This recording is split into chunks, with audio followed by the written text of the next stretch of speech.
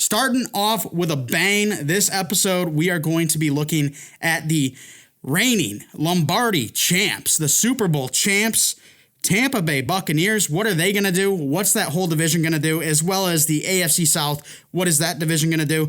They go 5-1 in their division to finish 15-2. Yeah, 15-2. I will spoil it right now. That is number one in the league. Their offense got worse. Their defense got worse, even though I don't know if it could. I think they're going to heavily regret passing on Justin Fields in the draft.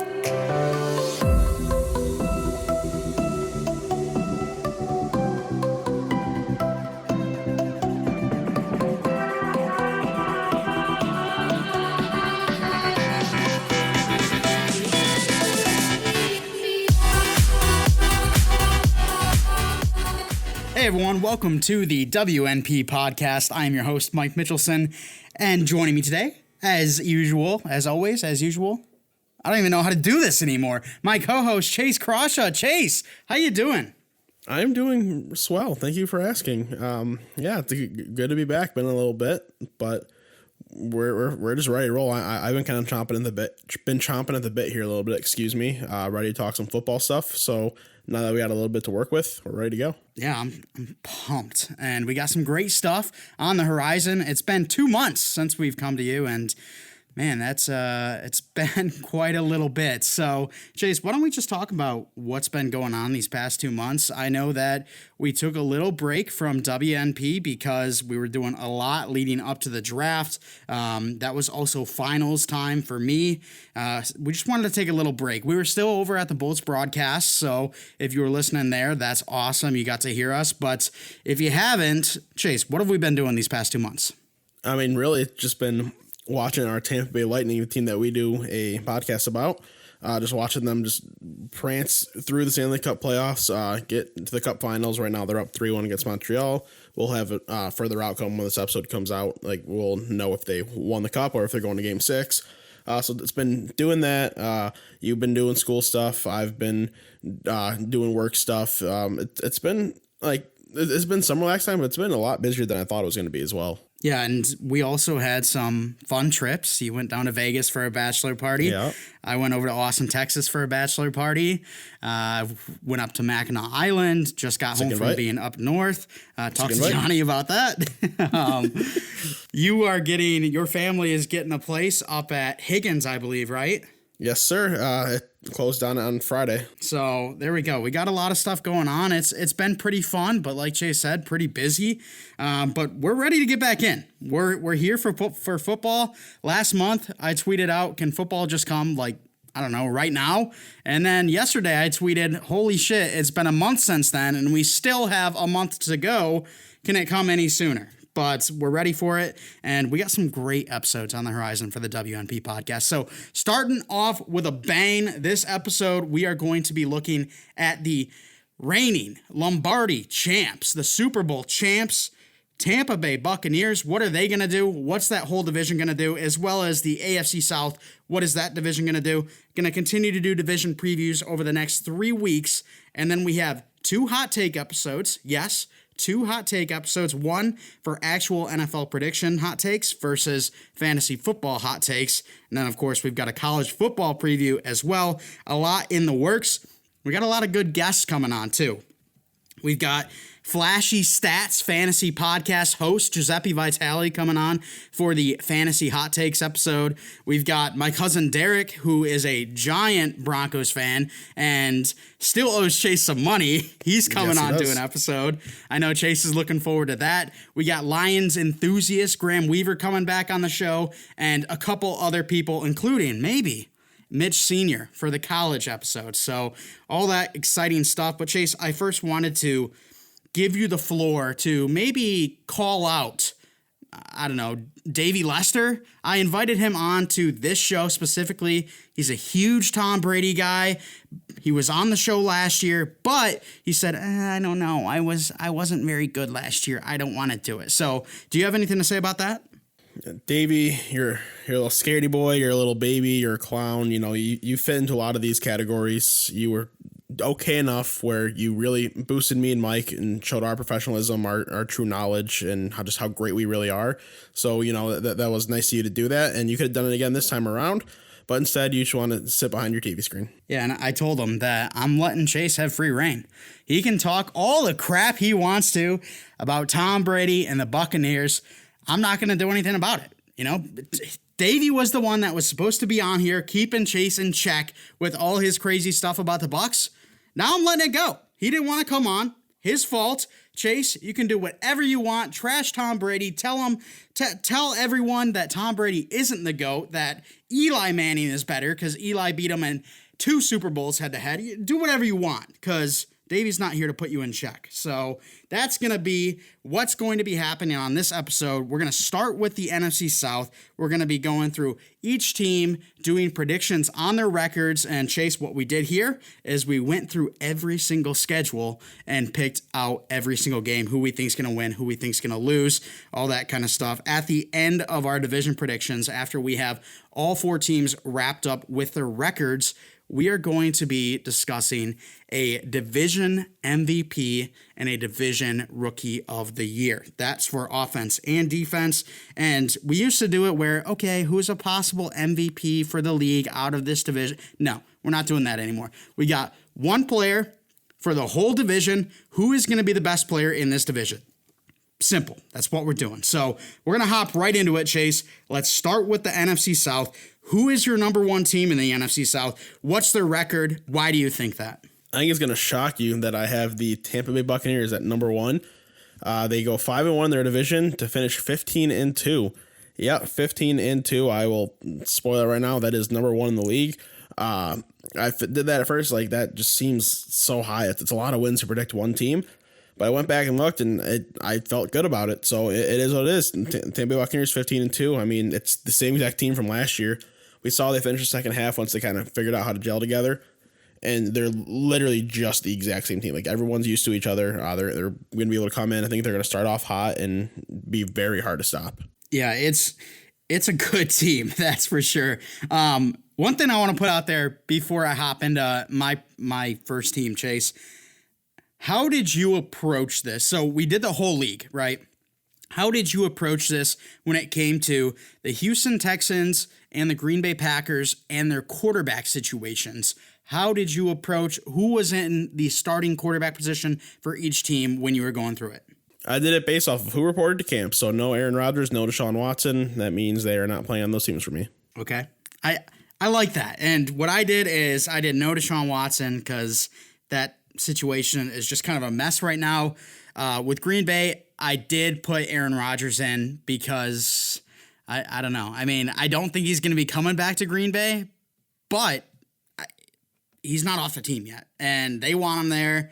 So I did put Green Bay with Aaron Rodgers. So that's why I have Tampa at 12-5, first in the NFC South. They are 4-2 in the division, and a couple of their losses came to the likes of the Bills, the LA Rams. I gave them a loss against the Washington football team. I think that defense is really good, and it's going to be played in Washington. But I think overall, the team's really good. 4-2 in the division, 12-5 overall. They brought back everyone, and it's going to be a great team. I think Tom Brady's going to be better. I mean, what quarterback in the second year of Bruce Arians' system isn't better? So unless you're really thinking that Tom Brady's going to regress because of age, I think he only gets better from here. And that's saying a lot because he was phenomenal last year. Yeah, I mean, I'm in the same boat. So my only 2 losses, they were to the Rams and to the Saints. So they get, that one division loss in there, as I mentioned. I really don't see much of a path. Like, really, everyone they're playing against, I just have the Saints kind of really squeaking out a win against them. I think the Bucs are pretty much better in every way at this point.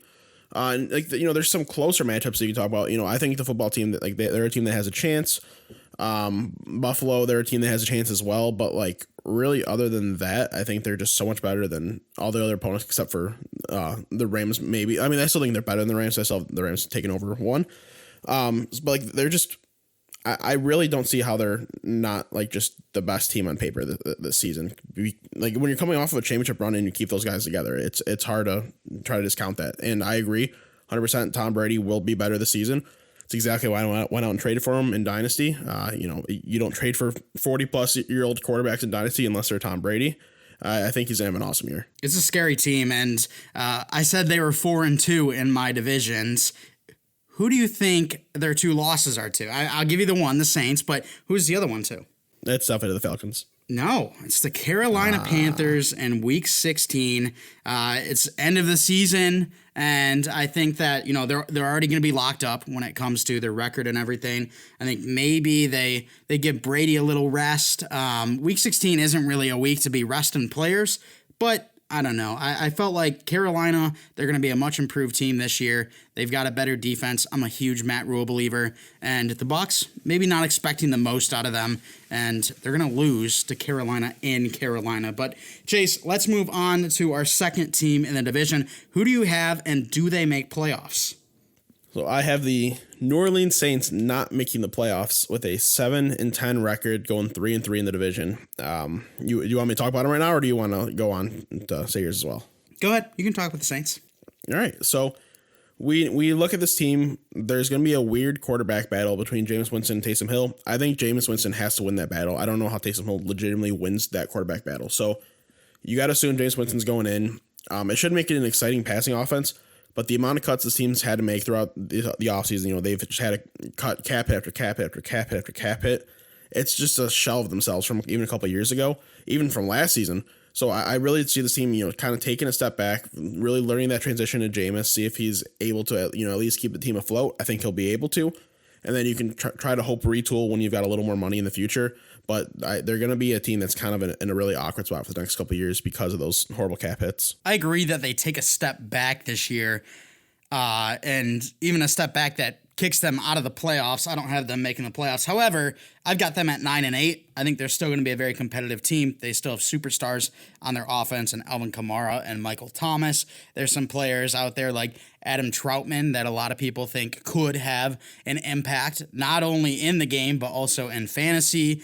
I think their defense is always pretty well run as well, even though they had to make a couple cuts. Sheldon Richardson no longer there. Quan Alexander no longer there. So there's some guys that are missing for sure, and it's a team that is definitely a shell of itself. But I look at the Saints last year, and I think with Drew Brees, who didn't play very well last year, he kind of went out on his last foot. They did pretty well. And so if they can get some decent performance from whether it be Jameis Winston or Taysom Hill, I think they could get 9 wins. So that's what I'm predicting for them. A step back, agreed, but still a good enough team to compete every single game. Yeah, I don't want to say it's impossible for them to, get the amount of wins. I don't think it's possible for them to make playoffs either.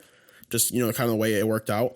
And, you mentioned some of those names that have left, but, there's really just a laundry list of names. Janoris Jenkins, Alec Anzalone, Quan Alexander, Trey Hendrickson on the defense. I think the defense takes a decent step back this year.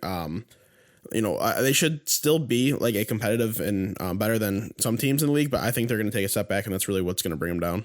What do you have their division record at?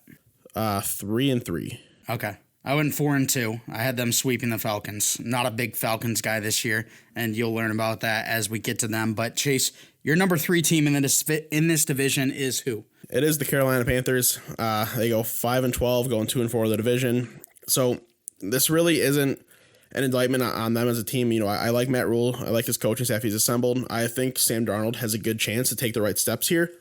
I just think they're not at, completely at that competitive point yet. They could easily outdo 5 wins here. I think I don't think that's out of their own possibility at all. But it's just going to be an adjustment period with Sam Darnold. It's a different offense than with Teddy Bridgewater. It's, like Teddy Bridgewater had a little more mobility. Darnold's going to be, more involved in the passing game. So it's going to be slight changes there. The defense is still young and really trying to kind of build their mentality, really. So I think this year is going to be their final adjustment period. Then next season is really where we really see them take off. Yeah, I agree. I've got them at 6-11, a 3-3 divisional record. I love Matt Rule. I love Joe Brady. I think Sam Darnold is an upgrade to Teddy Bridgewater. We'll see if that's the case or not. But I think that they're one of those teams where when you go through the actual schedule, they're kind of hard to pick over some other teams. I mean, I've got Carolina versus Dallas. I took Dallas. I think they just got more stars. Minnesota versus Carolina. I took Minnesota. New York versus Carolina, the New York Giants, I should say, not the Jets.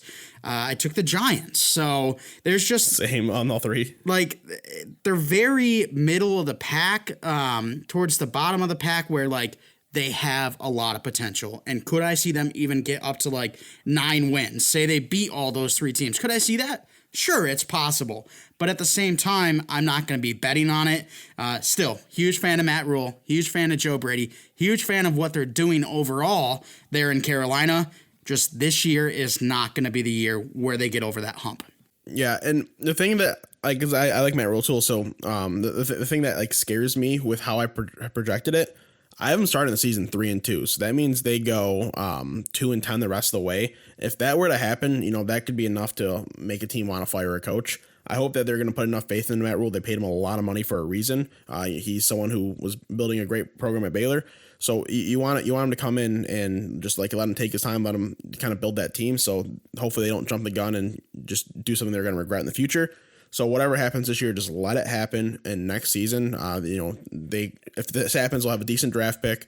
They'll be able to play in free agency, and they will be a very good team. That's a great point because I have them 4-1 through the first 5 weeks. Oh, geez. But I mean, some of these matchups at the latter half of the season are tough. You got the football team, you got the Dolphins, you got the Bills, you got the Tampa Bay Buccaneers twice, you got the New Orleans Saints. So some very tough matchups on the back end of that schedule. I think it is going to be a fun team to watch, though, and I'm very excited for that defense. There's a lot of young talent on that defense that I am absolutely in love with, so I'm ready to see them take that next step. We'll just see if the offense can keep up with them. And if they do, they could be looking at a much better season than 5-12 or 6-11. But Chase, let's move on to the Atlanta Falcons, the obvious 4 in this division for both you and I. What do you have their record sitting at? I have them at 4-13, and I think it's kind of a ceiling for them. I think they're going to heavily regret passing on Justin Fields in the draft. I love Kyle Pitts. He's an awesome football player. He's a crazy talent, but Matt Ryan is getting to the point where he's at the end of his career. They're not going to be losing games because of him, but they're going to be at the point where if they can fix that defense, which is going to be the real big issue, if they can figure that out and they can find some consistency in the offense without Julio Jones, then they'll be fine. But they're not going to be able to figure out the defense. They're not going to be able to find that consistency. So like they're really going to struggle. Matt Ryan can do everything that he can. He's done that for a few years. He carried the team to the Super Bowl once, but that's all he's been able to do. He can only carry a team so much. We saw Stafford in Detroit try to carry them, and it just obviously wasn't working. So now he's in a different situation in the Rams. Matt Ryan should probably be allowed to go somewhere else, give another opportunity to try to carry a different team, and they should have taken Justin Fields. But instead, they put themselves back a few years. They're going to just be very bad. And I'm sorry, what did you have the division record at for them? 2-4. Okay, so I have them at 5-12 overall. And I have them 1-5 in the division. I'm very curious to see who I gave them wins over that you didn't. So, did you give a Lions win over the Falcons? I did give a Lions win over the Falcons. Okay, there's one difference. And you gave a Jags win over the Falcons. I did give a Jags win over the Falcons. All right, I gave a Falcons win over the Jags. I could see that one being a Jags win for sure. I definitely could. Yeah, this team is not going to be fun. I mean, we saw them do very poorly last year. They ended up with the 4th overall pick. Their offense got worse. Their defense got worse, even though I don't know if it could. It did. And it's just a bad team overall. They need to be better on defense, or get better personnel on the defensive side of the ball. Matt Ryan, he's getting a little bit older, and without the weapons, he can't really get it done. And at running back, you got Mike Davis, who I think can be decent. Could he live up to what Todd Gurley did last year? Sure. But is he going to be a good overall running back? I don't necessarily think that. And then you get rid of Julio Jones. Calvin Ridley's your number 1. Russell Gage being your number 2. Not excited about that offense at all. Kyle Pitts, love him. And if there's a tight end that can produce day one in the NFL, it'd be this guy. But I'm not going to bet on that because we see time and time again stud tight ends come in and they don't really find their footing until 2-3 years into the league. We see that with TJ Hawkinson. His first year wasn't great. A lot of people were questioning the decision. Now he's one of the better tight ends in the league. I think it's going to be a similar case for Kyle Pitts. I am excited to see some of the players on this team, but overall, not excited for the team. And 5-12, that's all I can see them doing. Chase, you said 4-13 could be a ceiling. I give them one more win, and that's pushing it.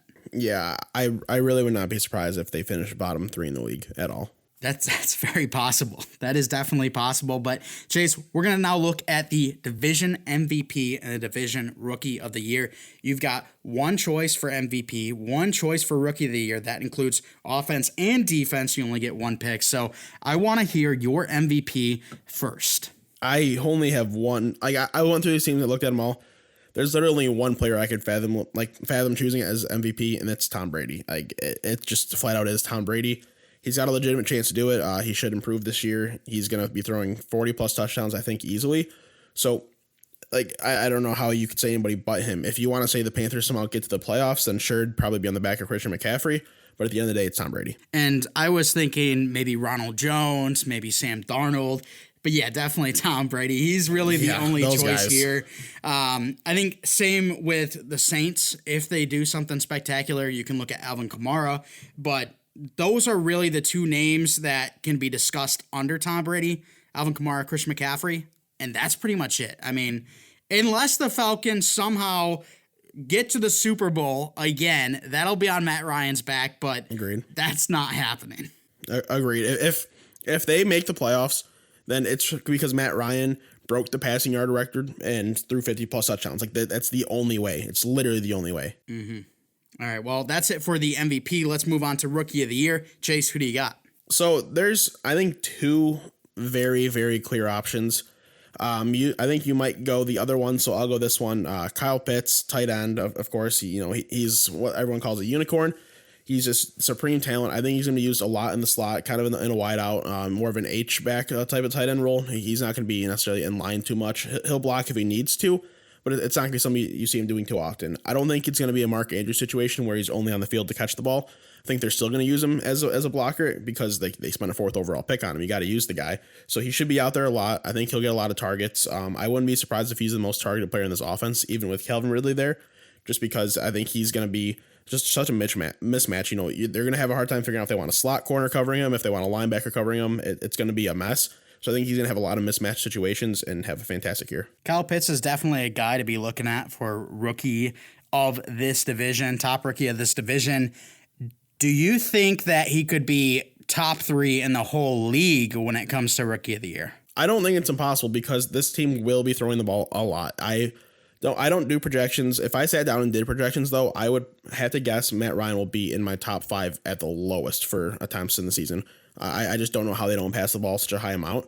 And when that happens, it means there's a lot more targets to be out there. And it's Calvin Ridley, it's Kyle Pitts, and the next best receiving option legitimately might be Hayden Hurst. So those top 2 guys are going to get fed. Yeah, I like Kyle Pitts. I'm a little bit nervous to be going after him in fantasy, though. So, Chase, we forgot to talk about that. We'll talk about that as a little segue into our AFC South. But for me, my Rookie of the Year, you guessed it correctly. It is J.C. Horn from the Carolina Panthers. I am a huge J.C. Horn fanboy. I think he is going to help this Carolina defense tremendously. They've already got a lot of great pieces. Jeremy Chin, Brian Burns, Derek Brown, so many others. I think that J.C. Horn going to be that true number 1 shutdown corner for him, and I think he's going to produce right away. Kind of like how C.J. Henderson, within the first 4 or 5 weeks of last year, you saw, okay, yeah, he's a really good corner. He's actually playing really well for a rookie. I think J.C. Horn going to have a similar type of impact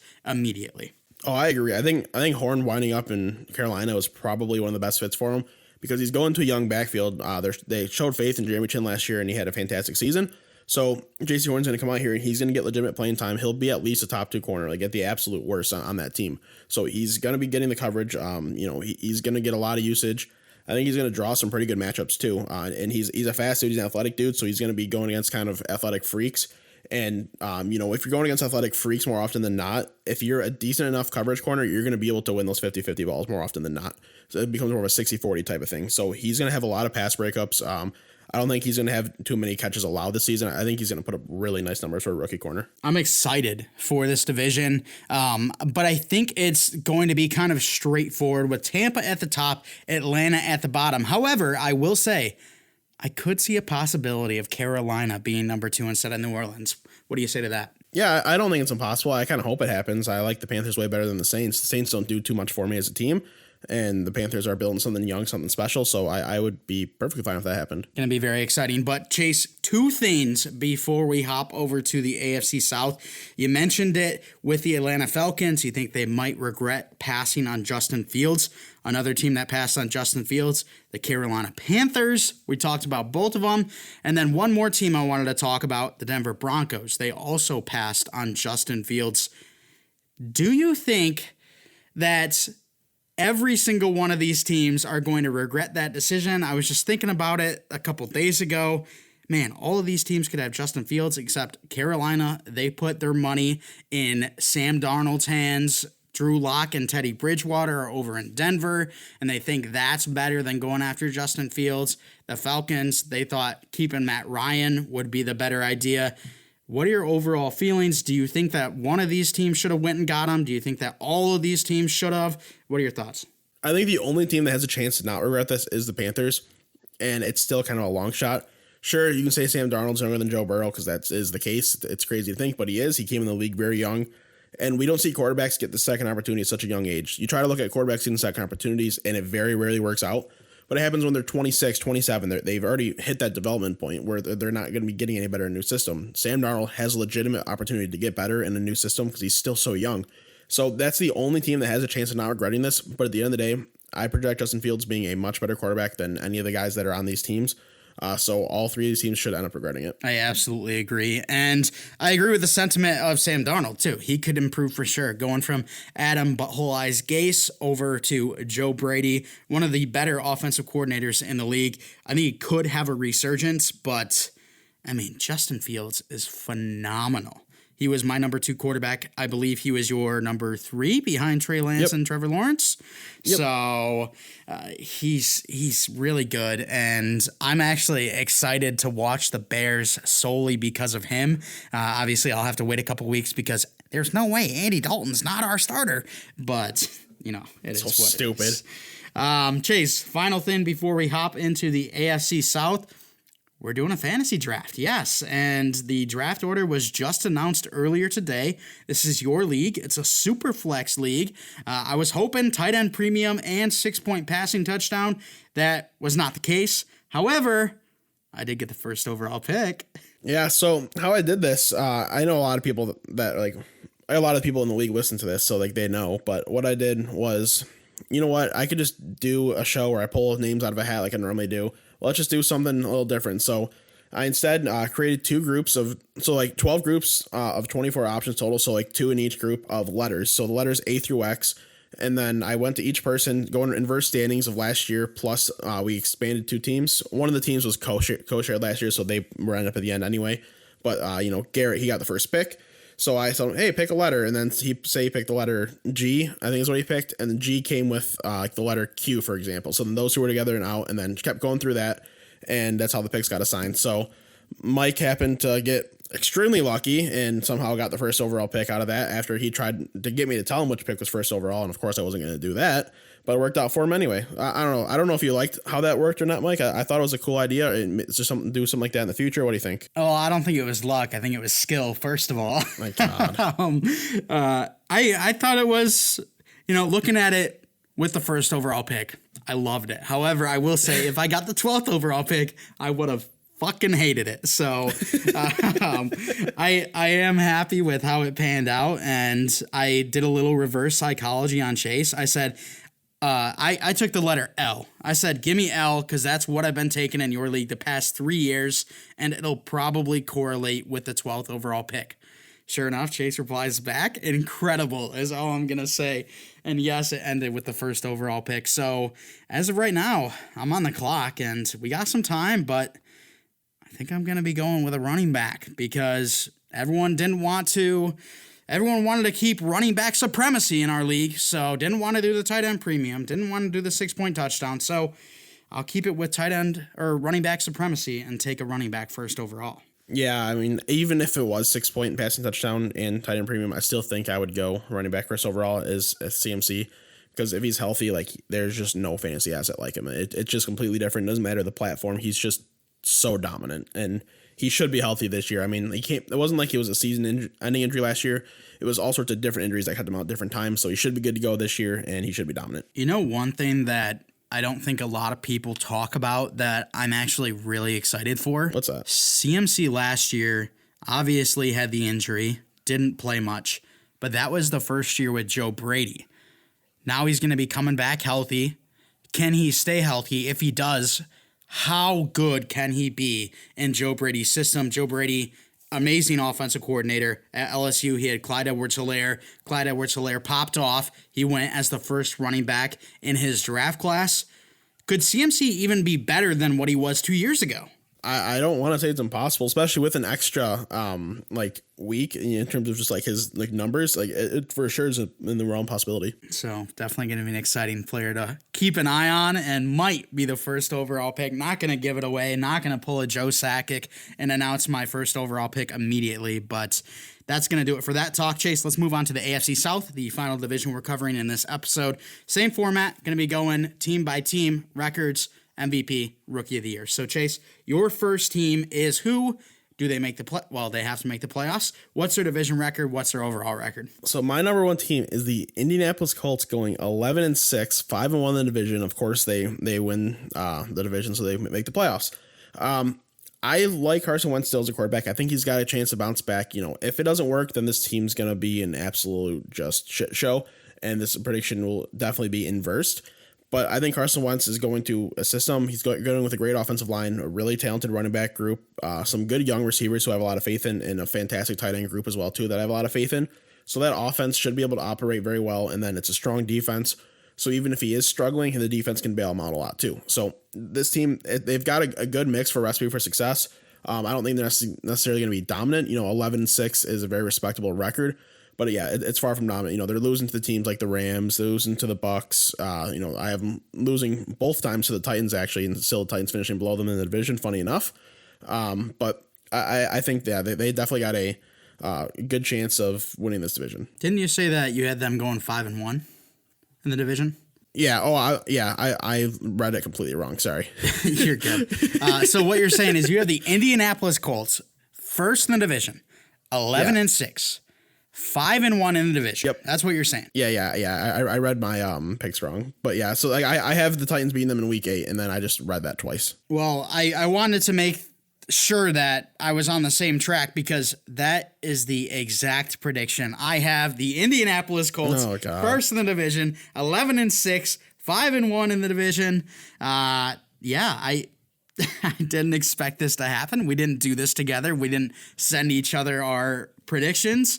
I like the Colts a lot. I think Carson Wentz has a bounce back. I think him and Frank Reich is a match made in heaven, and I'm just excited for this team overall. They've got a great defense, a great offensive line, a plethora of running backs, with Jonathan Taylor being the head guy there.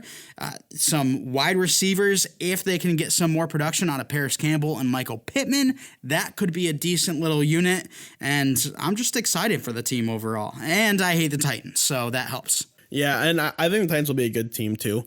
So it should be a battle between those two teams to win the division, but I do think the Colts are going to be the ones that end up winning it out at the end of the day.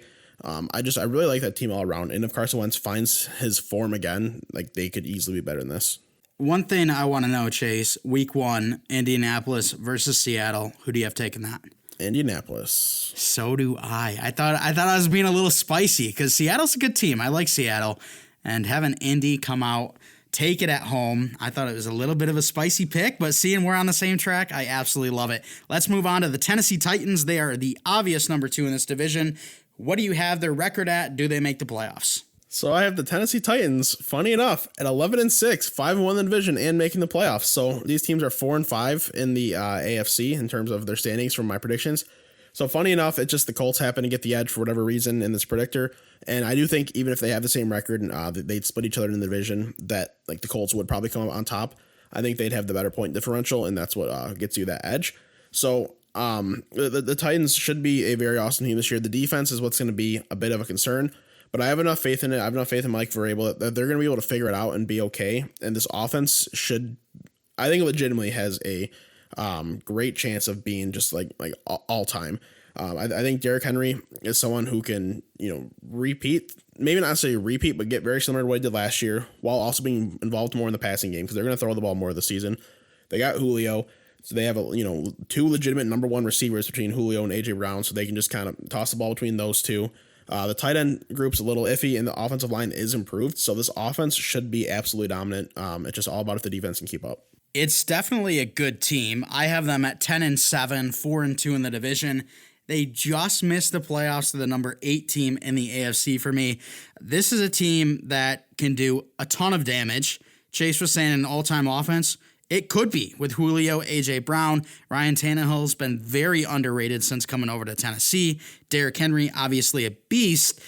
I just can't help but remember that the Bengals last year beat the Titans, and this was when the Titans were, I think, undefeated at the time, and the Bengals only had one win, and somehow the Bengals were able to take it over the Titans, and that just, it leaves a good taste in my mouth because I'm a Bengals fan, but also leaves a sour taste in my mouth for the Titans as a predictor, and they also have a pretty tough schedule. I mean, they've got Seattle, Buffalo, Kansas City, San Francisco, LA Rams. Those guys are all not in the division, and they got to play them all. So it's tough. 10-7, good team. 4-2 in the division. Just don't make the playoffs. Yeah, I've got them 4-4 against winning teams, 7-2 against losing teams. So playing against the losing teams like they have in my predictions is definitely going to help them out a little bit. But you can't look at last season and just think, oh, they lost to the Bengals once another. They're going to be a team that I need to lower my rankings.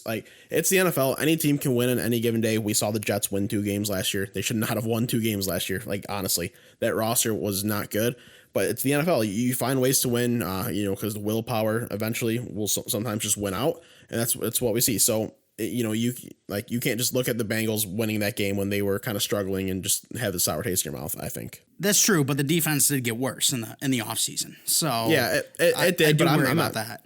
I'm not super worried about it. It's lesser, but I don't think it takes such a step back that it's really going to bring them down. I'm interested to see what they do and interested for the rest of the shows because you said you had them 4-4 against winning teams. I have them 4-6 against winning teams, which means 10 of the teams on their schedule have a winning record and only 8 for you. So excited to see where that puts us as we continue on. But Chase, next up, I assume you got the Jacksonville Jaguars at 3rd in the division.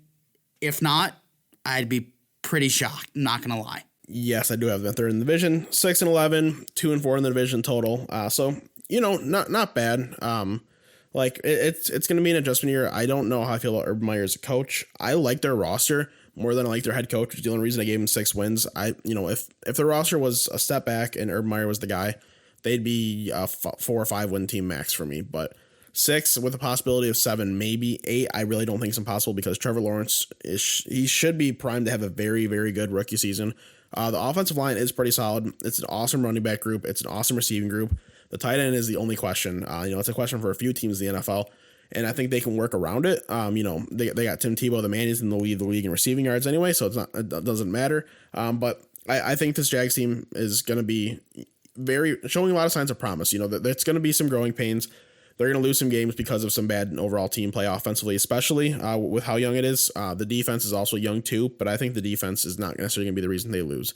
I think they're going to lose games just because they're young and inexperienced, trying to figure out things, and then Urban Meyer is just not going to do a good enough job coaching. I think it's going to be a Bengals situation from last year. The Bengals went 4-12 last year, and the Jags are going 4-13 this year. In my predictions, 2-4 in the division. I am excited for the offense, but I'm not betting on huge performances from the offense. If Trevor Lawrence has a Justin Herbert-like season, that'll obviously boost it up a little bit, but we haven't heard a ton of positive news out of Trevor Lawrence in camp so far. And if you listen to the fantasy footballers, they said that good news is everywhere when it comes to training camp. I really haven't heard too much great news about Trevor Lawrence. So I'm interested to see what he can do, how he comes into the league, how he performs. But I've got them 0-10 versus winning teams, 4-3 versus losing teams. I've got them 0-10 versus winning teams, 6-1 versus losing teams. 6-1. Wow. Okay. Yep. I think they could be better. I think they could be better than 4-13. This was one of those teams I was looking at like, oh, I don't know. But I don't have a lot of confidence in their defense. And Marvin Jones, DJ Chark, Laviska Shenault, I think they can all be good players. But just looking at the names on paper, none of them excite me like they excite you. Yeah, I also, especially with Laviska Shenault, he's someone I've been a huge fan of coming out of college. I thought he has enough skill and a good enough build to be an alpha receiver.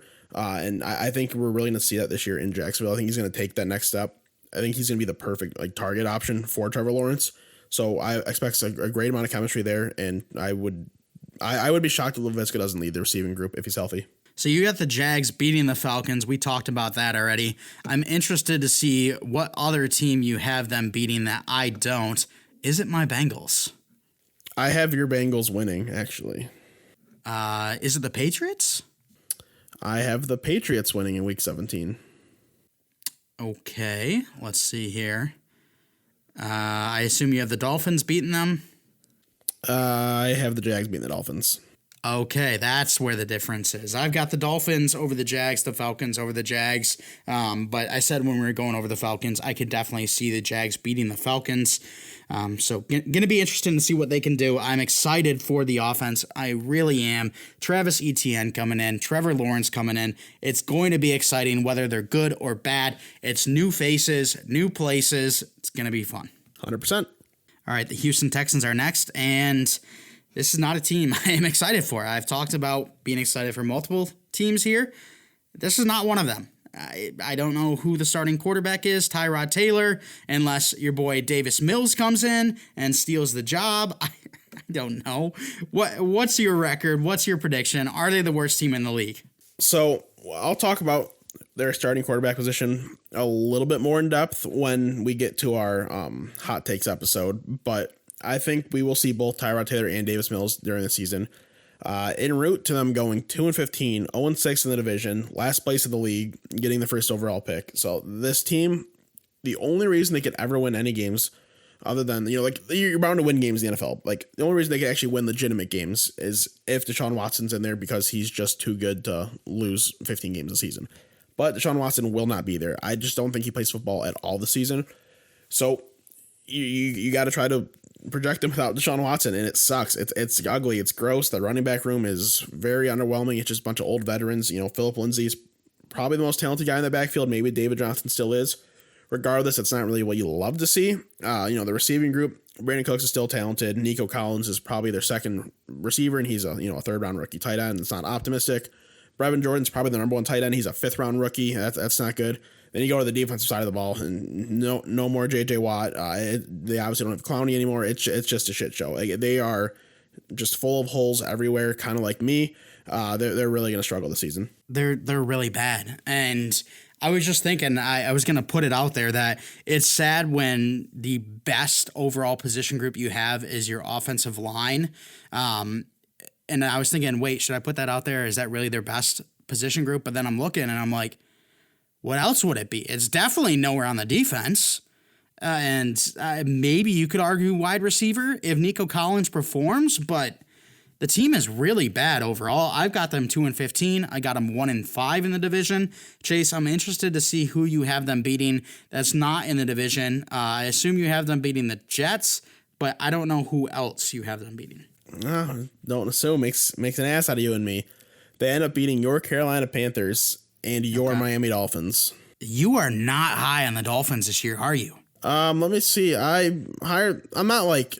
We'll talk about it when we get there, but I mean, I still project them pretty nicely at the end of the day. It's just the Texans are bound to win games somewhere, so it's figuring out the opponents think they're able to squeak them out. And for some reason, it just feels like a game where the Miami offense just really falters. And if that happens, the defense is going to still, try to keep them afloat, but it'll be just a really low scoring, like 17-13 type of game. Wow. Yeah. We'll definitely talk about it with the Dolphins. Just briefly for me, I don't think Brian Flores is a bad enough coach to give up games against a team like the Texans. I'm a huge Brian Flores fan. I think he's a phenomenal coach. The past 2 years, I've been banging on the table to be coach of the year, and I think that they're going to have a good season. I don't see them beating the Texans. Even if you're not a Tua believer, I think they got enough offensive weapons to help Tua enough where the defense can shut down the other team. So, I've got them beating the Titans in the final week of the season, and then I've got them beating the Jets. So that's the only two wins, and it was a stretch to have them beating either of those teams, honestly. Yeah, I can't have them actually beating the Titans in any way, so I would not be able to pick that one. But the Jets, I can see. All right, Chase, let's hear your MVP and your rookie of the division. So MVP, I think the number one candidate and someone that, especially if they end up going what I think they will, 11-6, making playoffs, Ryan Tannehill has everything set up for him to have a absolutely dominant season. Since he's gone to Tennessee, he's been a better quarterback than Patrick Mahomes. Statistically, he's been, if arguably the best quarterback in the league statistically, based on QBR, based on passing yards, completions, touchdowns, all that type of stuff. He's just been really dominant, and he doesn't get a lot of love for it because Derrick Henry's there and he rushed for 2,000 yards. But the offense has been very, very, very, very, very good since Tannehill's been there, and they're going to make more of an emphasis on throwing the ball with Arthur Smith leaving. So this offense should be a very prolific passing offense. Ryan Tannehill's obviously the quarterback. He's the captain of that offense. He's the one driving the boat. I would not be surprised if he leads the league in passing yards or passing touchdowns. I like Ryan Tannehill a lot, and to bring in some parity, I'm going to make a different decision, and I'm not really the biggest fan of the decision I'm going to make, but I'm going to make it anyways. I think that Jonathan Taylor could be the MVP of this division. I think that if the Colts play well, it could be because of Carson Wentz, but the run game has been so good for the Colts last year, and I think that Jonathan Taylor could easily take that next step and prove himself to be a star running back. I mean, you look at the fantasy landscape, and you see J.K. Dobbins, DeAndre Swift, Antonio Gibson, Cam Akers. There's one more that I'm forgetting. Who am I forgetting? Did you say Antonio Gibson? Maybe. I don't know. But there's those names. Clyde Edwards-Helaire, that's who it was. There, yeah, true. Those names right there, they're all considered pretty high-value young players. But then you look at Jonathan Taylor, and he's completely separated himself from that group. Jonathan Taylor has already proved to be in the upper echelon of dynasty running backs, dynasty assets. So I think that he could be the MVP of this division and just propel himself into a top 3 running back role in the entire league. Yeah, I don't think it's impossible. Them bringing back Marlon Mack, it hinders it a little bit. I would have to guess it'd be some sort of 70-30 split without Marlon Mack there in terms of just flat out touches, including carries and receptions between Jonathan Taylor and Nyheim Hines. But now it's probably a 60-40 where Jonathan Taylor gets 60 and then 40 gets split between Mack and Hines. So it kind of brings back his upside a little bit. But if something were to happen where Marlon Mack just doesn't perform or gets injured or same thing with Nyheim Hines, then at that point, they're just going to let Jonathan Taylor loose. They're going to throw him the ball. They're going to let him run, and he's going to be putting up, top 5 running back numbers in terms of yards, touchdowns, maybe even get into that realm with receptions too. Or if Jonathan Taylor just steals the job. I mean, yeah, my guy is talented enough so that he could do that. And, I'm a huge Jonathan Taylor fan. The one thing that sucks is you have him in Dynasty, so I never want to pump his tires, but it's a player that could be unbelievable this year. So definitely a player to be looking out for. MVP of this division. Let's move on to rookie of the division. Who do you got? So we both could pick Trevor Lawrence here, right? But let's both not pick Trevor Lawrence, okay? Because it's too obvious. If you want to pick him, go ahead, but it's too obvious for me. And I have a guy who I actually have money on to win defensive rookie on the year, and that is Kwity Paye of the Indianapolis Colts. I think he comes in, is day one starter, and is someone who is pretty high in the league in terms of, quarterback pressures, sacks, tackles for loss. I think he's just going to be all over the field. He's going to be racking up numbers. I think he's legitimate Pro Bowl, maybe even borderline like second team, maybe probably not first team, but probably second team all pro type of honors this year. That's a prediction right High there. praise, right? That is a prediction. Kwity Paye wasn't even in my top 2 for pass rushers coming into the draft. I think, sure, it could be possible. You got a really good defense, but I think the defense is so good that he's not going to be an every down type of player. He's going to be rotated in and out to keep everyone fresh as possible. So I don't know if I would jump on board with that prediction.